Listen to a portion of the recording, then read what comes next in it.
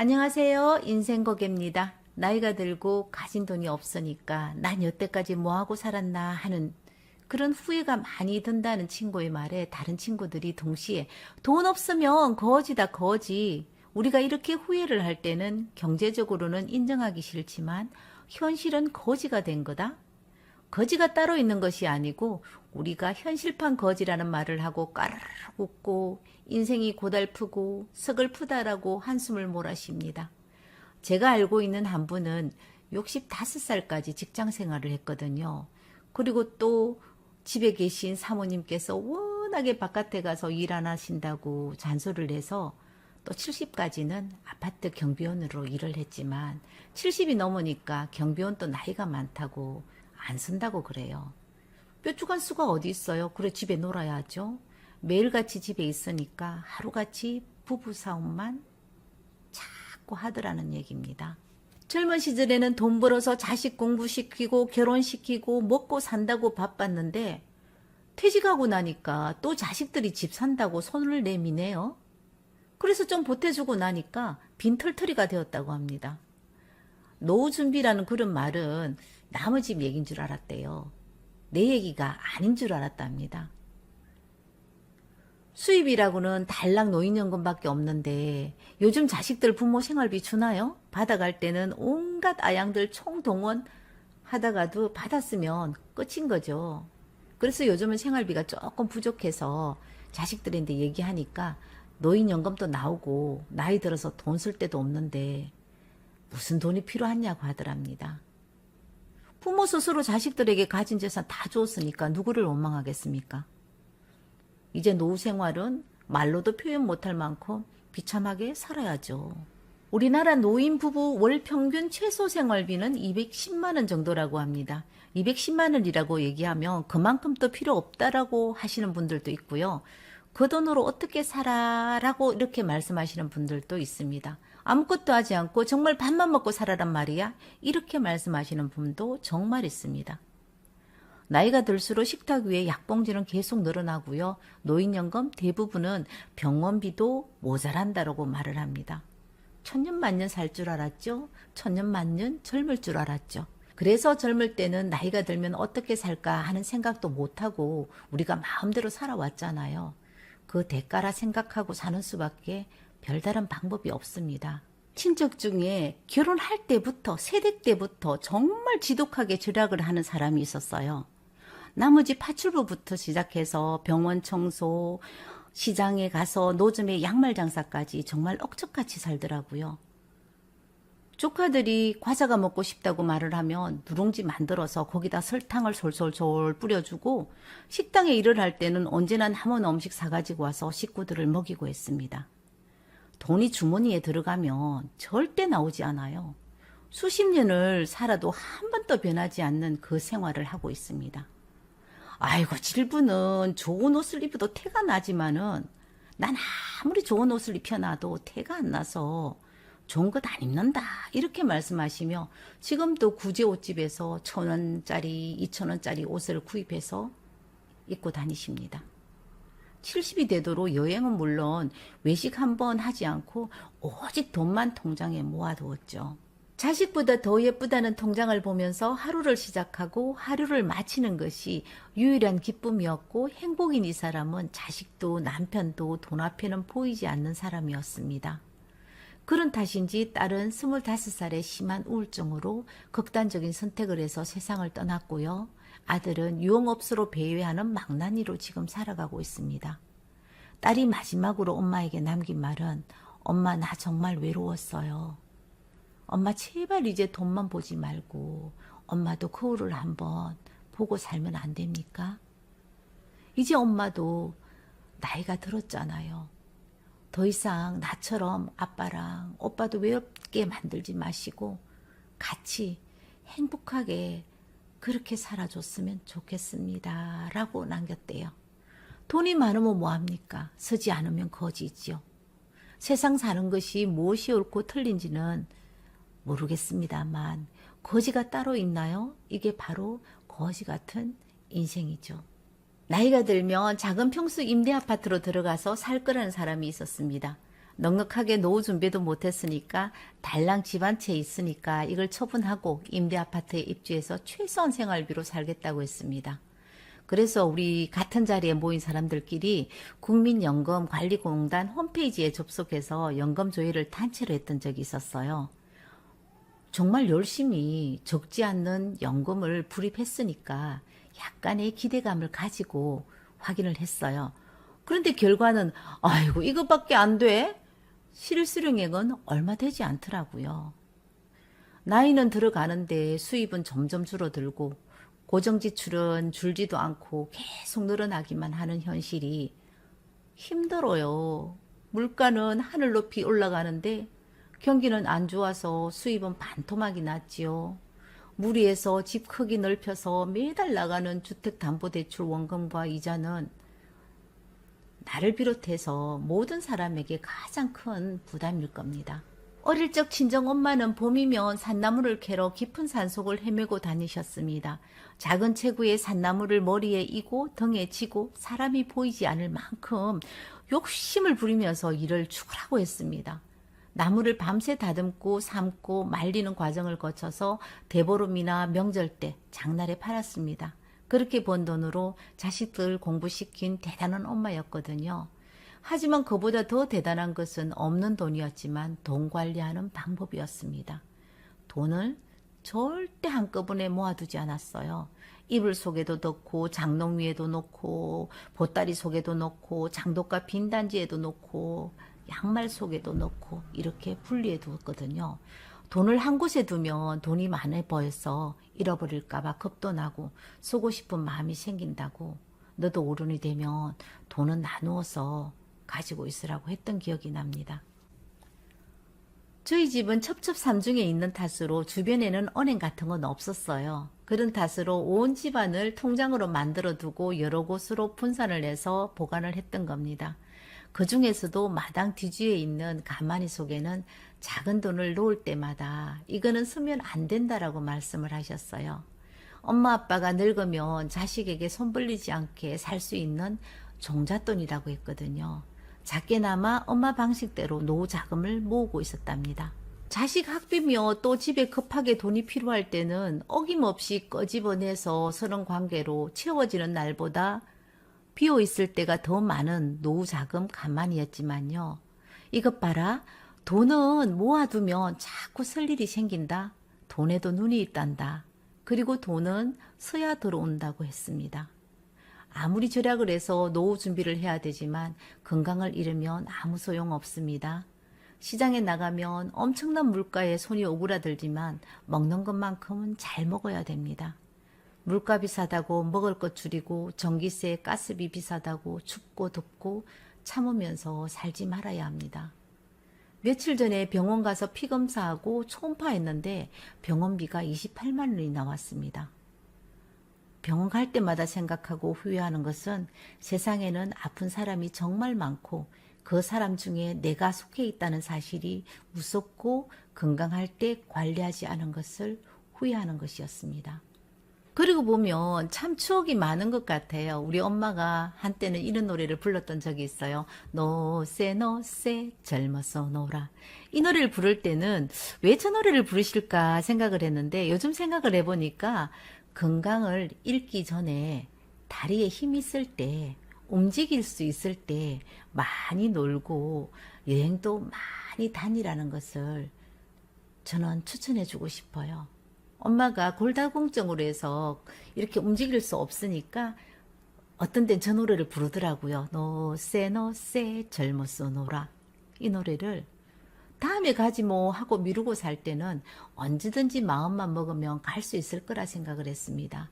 하지만 놀 수 있는 시기도 있다는 것을 나이가 들면서 알게 되었죠. 건강은 건강할 때 지켜야 되고요. 돈도 벌었으면 자신을 위해서도 써야 돼요. 그리고 아프지 말아야죠. 나이가 들면서 지출이 제일 많은 것이 의료비라는 것을 요즘 절실하게 느끼고 살아갑니다. 사무실에 자주 오시는 분 중에 부모가 자식에게 어디까지 무조건적으로 해야 하는지 저에게 주입을 시키는 사람이 있습니다. 이 부분에 대해서는 저하고 생각이 많이 다른 부분이라서 저는 이분이 말씀을 하시면 그냥 시큰둥하게 듣기만 해요. 이분은 상가 건물도 있고요. 아파트도 있고요. 땅도 있고요. 지금 현업에서 일을 직접 하고 있는 사람이에요. 그러니까 고정적인 수입이 계속 나오는 사람이라고요. 하지만 특별한 일이 없는 한 배달기사에게 배달도 안 시키고 자신이 직접 배달을 합니다. 배달료만큼 더 많은 수입을 볼 수 있다는 얘기죠. 눈길에 오토바이 사고로 다리를 다쳐서 붕대를 칭칭 감고 배달하는 것을 보고 난 깜짝 놀랐어요.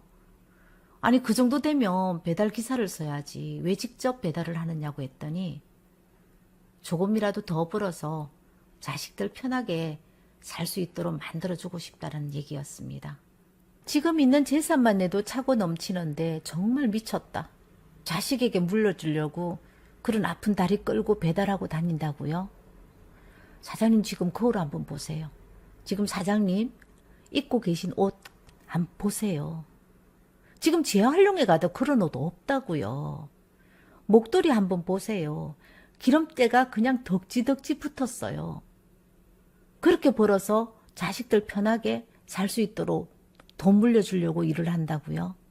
이거 미치지 않고는 있을 수 없는 일이야. 어떻게 자식 행복을 위해서 내 자신의 삶을 포기하느냐고요.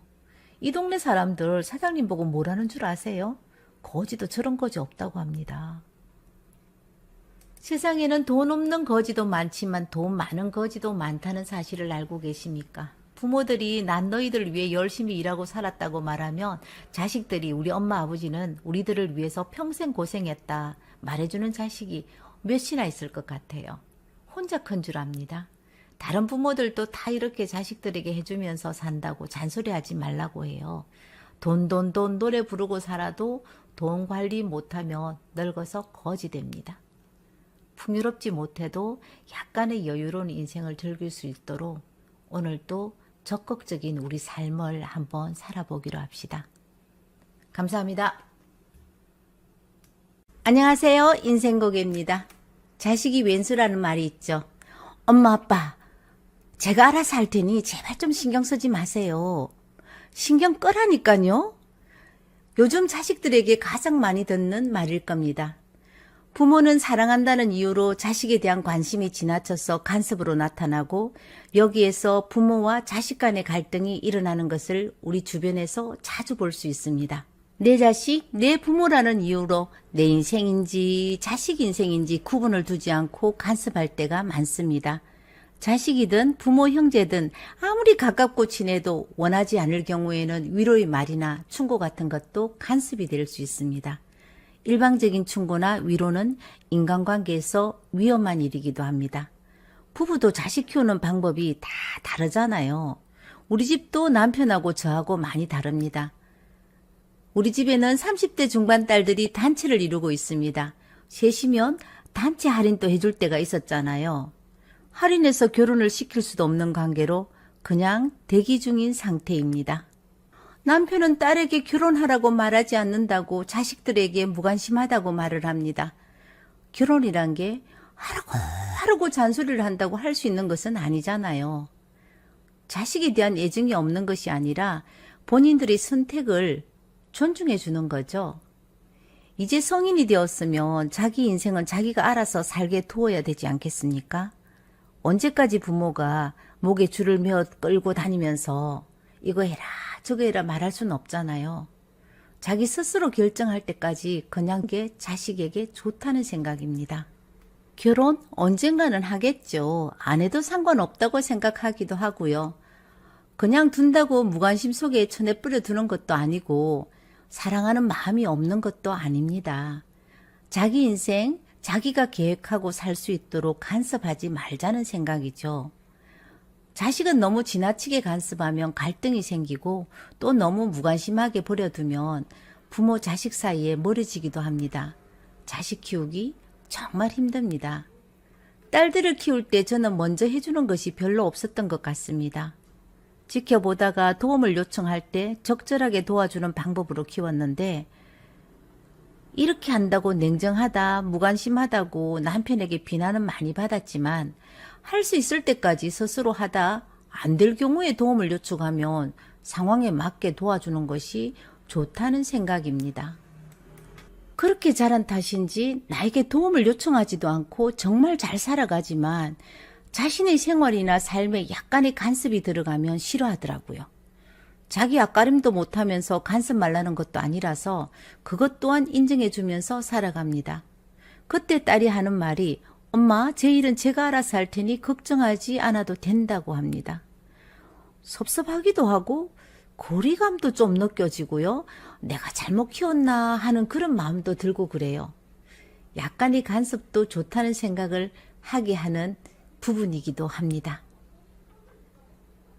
내 자식이라는 이유 하나로 마음대로 좋은 일합시고 말하고 자기 말을 안 듣는다고 해서 빡빡거리며 성질 내고 너 네 마음대로 알아서 살아. 네 마음대로 살아라고 시키는 대로 안 한다고 네 인생이니까 네 마음대로 살아라. 지치지도 않는 사람들이 혹시 여러분은 아니십니까? 말하고 팽개치는 것이 애정이 없는 행동이고 무관심입니다. 자식 키우는 방식은 모두 같을 수는 없지요.